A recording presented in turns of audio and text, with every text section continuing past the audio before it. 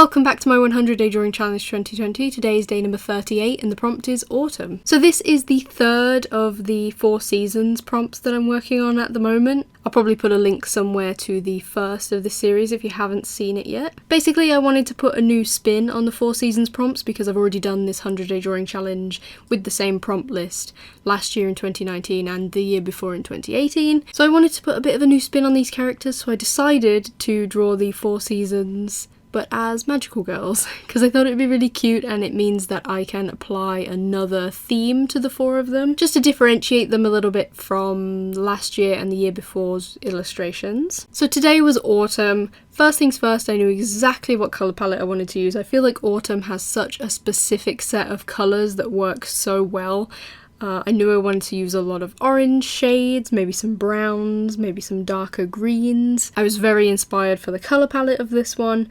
I also tried to come up with a slightly different pose and a different composition for this character than the previous 2, just because I want the 4 of them. I do want the 4 of them to look like they belong together as a set, so there are some similarities across the 4 illustrations, but I also want to differentiate them from each other a little bit by making them slightly different, maybe changing up their poses, changing up certain things about their outfits and things like that. So for the autumn character, I tried to give her a slightly different pose. The previous 2 characters were both holding their little wands up in the air, so I had her holding hers kind of down, more so than the other 2, just to kind of change up the composition and change her pose from the other 2.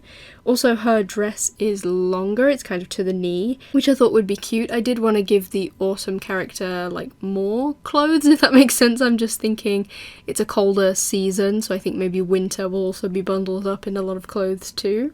I did take a little bit of time to plan out where I wanted all the colours to go and kind of think about what I wanted to colour in each colour, if that makes sense. I decided that her outfit should be the brightest orange, and then I would use some of my pale / darker oranges for the hair, just to make it a little bit more of a ginger tone rather than like a bright primary orange.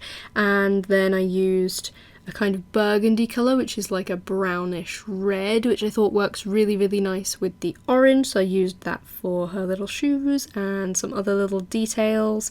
And her wand is shaped like a leaf. I thought that would be the most appropriate thing for autumn. And I absolutely love her hair. That's my absolute favourite part of this illustration. I struggle to colour long hair. I always accidentally make it far too messy, and I really struggle to line hair as well because I just accidentally cross lines over each other. And hair is something that I definitely need more practice with. I feel like it's an area that I kind of struggle with, especially like long flowing hair and stuff like that.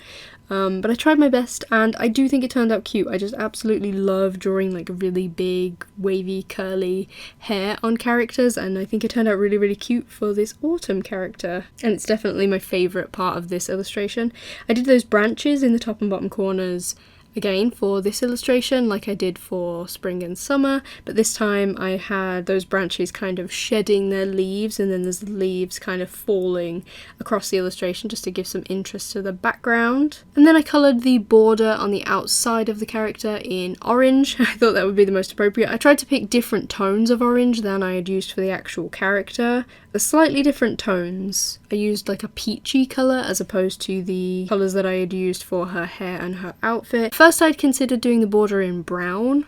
I do have like a pale brown colour that I was going to use, and then I considered maybe doing green, but I didn't really like either of those. I tried sort of sketching it out on a separate piece of paper just to see how it might look, and I was just really indecisive about what colour to use for the border, so I ended up going with orange, and I did a little bit of a gradient so it's darker at the bottom than on the top. Overall, I love this character. I think she turned out adorable. I love the composition of this drawing, actually. I think it turned out kind of cute, the way that she's positioned on the page and that hair flowing. I do feel like it's very visually busy. Maybe I could have planned it out a little bit better, but I don't dislike it. I actually think it's really, really cute. I love the character with the little freckles and the big flowing hair and the little branches in the top and bottom corners, and I absolutely love the colour palette, so I'm actually pretty proud of this one overall. And I'm very, very excited to draw the final character tomorrow, which is winter, if you hadn't guessed already.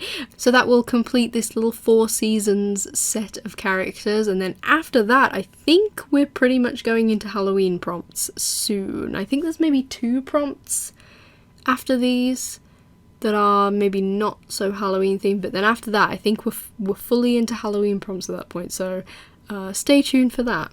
That's all for today. If you're interested, there's a link to the full challenge playlist on screen and in the description. Subscribe if you'd like to keep up with me completing this challenge, and I'll see you tomorrow for another prompt. Take care.